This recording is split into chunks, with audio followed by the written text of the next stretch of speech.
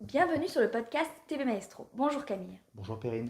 Vous êtes le responsable du pôle Facility Management, Infrastructure et Industrie chez TV Maestro.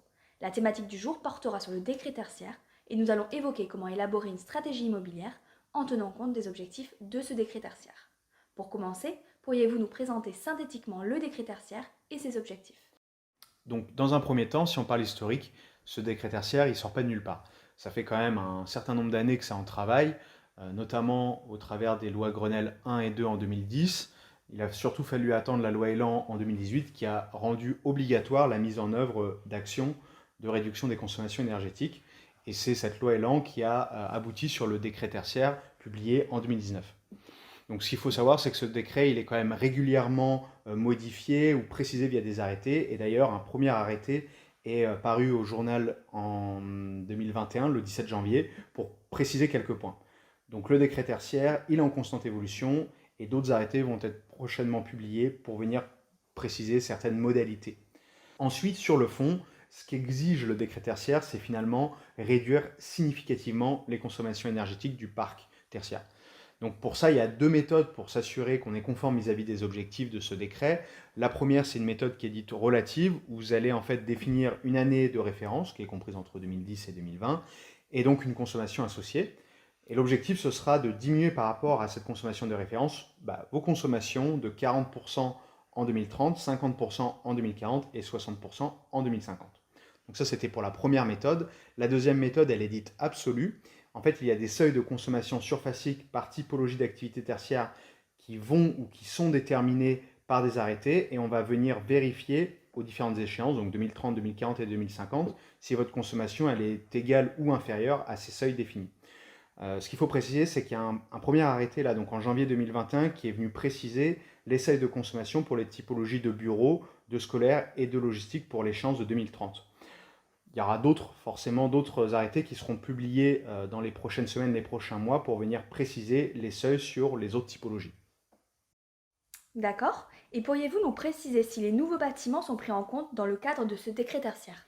Alors oui, ils sont pris en compte, mais toutefois, s'ils ont été construits conformément aux exigences des réglementations thermiques 2012 et éventuellement 2020 en projection, ils devraient normalement être théoriquement en dessous des seuils de référence proposés par la méthode 2 que je viens de vous exposer.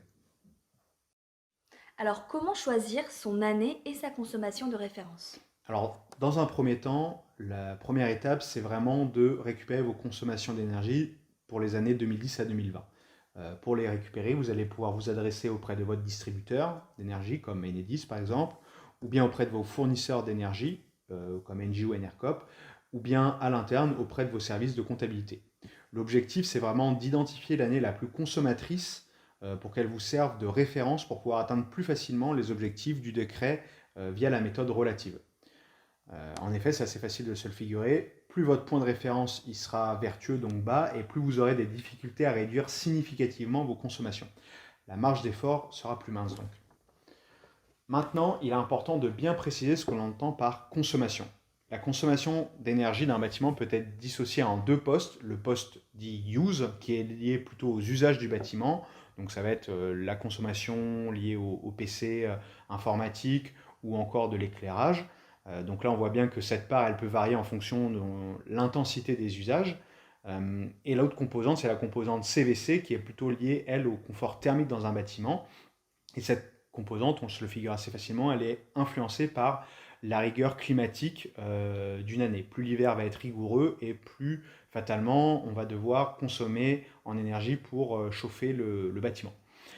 Et donc pour gommer, ou en tout cas pour corriger cet aspect rigueur climatique, il existe la méthode dite de degré jour unifié, DJU, qui permet justement de corriger les consommations énergétiques d'une année par rapport à une année dite normale. Et donc c'est sur la base de cette consommation corrigée via la méthode DJU que le calcul sera effectué. Donc il est important de ne pas s'arrêter simplement à l'année la plus consommatrice en énergie et d'aller un petit peu au-delà en calculant cette consommation corrigée DJU. Merci Camille. Est-ce que tous les bâtiments devront être conformes ou alors peut-on focaliser ses efforts sur ceux présentant le plus de potentiel d'économie d'énergie? Alors, un point très important du décret tertiaire, c'est la mutualisation des résultats. Donc cette mutualisation, elle permettra d'apprécier la consommation d'énergie totale sur l'ensemble du patrimoine et de venir compenser les moins bons résultats par d'excellents résultats d'un point de vue performance énergétique sur certains bâtiments. Donc ce découpage, il peut être fait à l'échelle de l'ensemble du patrimoine, donc là il n'y a pas vraiment d'échelle d'analyse, donc c'est la totalité du patrimoine, ou bien une maille plus fine par regroupement de bâtiments logiques que vous définirez vous-même, donc ça peut être par typologie, typiquement on regroupe les écoles ensemble, ou bien les bâtiments administratifs, ou bien par zone géographique, ou encore par entité exploitante des bâtiments. Et la dernière maille d'analyse, c'est bien sûr à l'échelle du bâtiment, individuellement. Donc le gestionnaire immobilier il aura le choix de l'échelle pour réaliser les objectifs du décret tertiaire. Également, il y a la notion de modulation qui est très importante. Ces modulations, elles peuvent être adoptées pour des raisons techniques, patrimoniales, architecturales ou pour des raisons liées aux usages. Mais globalement, l'objectif de ces modulations, c'est vraiment de tenir compte de la réalité opérationnelle à l'atteinte des objectifs du décret tertiaire. Un exemple, si vous êtes dans une zone monument historique, eh bien, il faut bien prendre en compte le fait que vous n'allez pas pouvoir isoler par l'extérieur vos bâtiments et donc vous aurez une difficulté supplémentaire à atteindre vos objectifs de réduction de consommation et la modulation permet justement de légitimer cette difficulté supplémentaire liée à une spécificité sur votre bâtiment.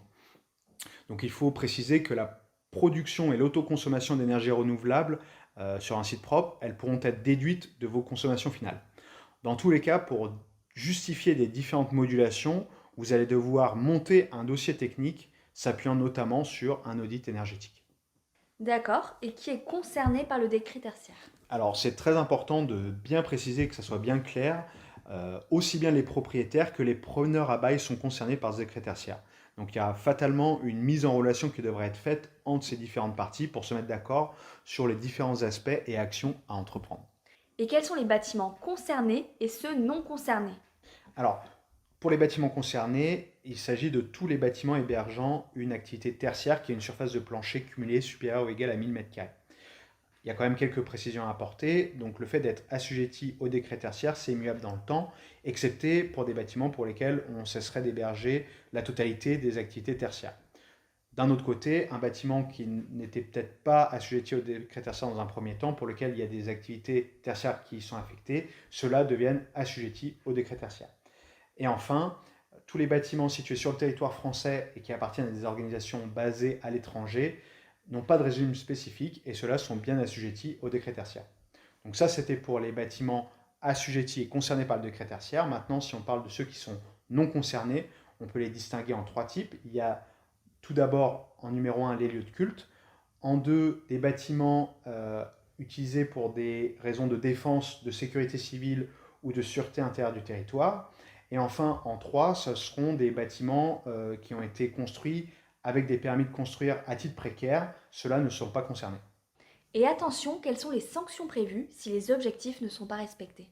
Alors, il y a trois types de sanctions. Pour commencer, les deux premières, c'est des sanctions plutôt traditionnelles qui sont de l'ordre administratif et ou pécuniaire. Et la dernière sanction, c'est une sanction en termes d'image appelée name and shame, qui vise à afficher publiquement les acteurs non conformes aux exigences du décret tertiaire. L'idée, c'est vraiment d'induire un risque en termes d'image, alors que la plupart des organisations adoptent un discours affichant ses bonnes intentions en termes de développement durable. Camille, quelle est la plateforme qui permet de faire le lien entre l'État français et l'organisation? Alors, il s'agit de la plateforme Opérate pour Observatoire de la performance énergétique, de la rénovation et des actions du tertiaire, qui est en cours de développement aujourd'hui, mais qui est déjà accessible pour les organisations. C'est en fait l'ADEME qui est missionné par l'État pour la mettre en place et vérifier l'atteinte des objectifs. Donc la prochaine échéance pour renseigner vos informations dans Opéra, c'est septembre 2022, comme vient de le préciser le nouvel arrêté de janvier. Auparavant, l'échéance était plutôt sur septembre 2021, mais le nouvel arrêté est venu modifier cette date. Ensuite, tous les ans, vous allez devoir renseigner vos consommations d'énergie finale ou encore les nouveaux éléments bâtimentaires. Une attestation sera annuellement téléchargeable et viendra qualifier l'avancée de la réduction de vos consommations énergétiques. Merci Camille pour toutes ces précisions sur le décret tertiaire. Maintenant, pourriez-vous nous indiquer comment les objectifs de ce décret s'intègrent au document stratégique qui est le schéma directeur immobilier? Donc tout d'abord, un petit rappel de ce qu'est un SDI, donc un schéma directeur immobilier. C'est un outil d'aide à la décision et à la planification stratégique et opérationnelle. L'objectif, c'est vraiment d'aligner le projet politique ou stratégique de l'organisation avec les ressources immobilières à disposition. L'enjeu ou les enjeux, ils sont multiples. C'est d'une part évaluer la performance de votre patrimoine bâti sur les plans techniques, réglementaires, fonctionnels ou financiers, de définir vos objectifs stratégiques en termes de ressources immobilières, puis de planifier vos projets en fonction des opportunités et des priorités pour atteindre vos objectifs. Il y a également un volet d'optimisation de vos dépenses, bien sûr dans un contexte de maîtrise budgétaire. Et enfin, le dernier volet, c'est pouvoir arbitrer et argumenter vos prises de décision auprès des différentes parties prenantes. Donc ce SDI, il s'appuie avant tout sur la réalisation d'un audit complet pour disposer d'un état des lieux objectif de la situation, en venant définir notamment des indicateurs de performance simples. De cet audit découle l'élaboration de la stratégie qui vise à dresser la vision globale à différentes échelles. L'idée, c'est vraiment de lister les différentes opérations immobilières à entreprendre et les différents scénarios envisageables. L'objectif, c'est bien évidemment de s'assurer que le scénario final qui sera retenu permette bien de répondre aux différents enjeux de l'organisation, notamment ceux définis par le décret tertiaire. Une fois que la stratégie est élaborée, il faut la planifier opérationnellement en tenant compte des différentes contraintes, qu'elles soient financières, en termes de moyens humains, et donc en termes de capacité à suivre les opérations immobilières, ou encore d'ordre opérationnel. On pense par exemple à la restructuration d'un collège pour lequel des travaux d'ampleur ne pourraient pas être réalisés tout au long de l'année, mais plutôt ciblés pendant les congés d'été par exemple. Donc il faut bien s'interroger sur comment mettre en place ou mettre en œuvre cette stratégie immobilière et comment en assurer un suivi efficace.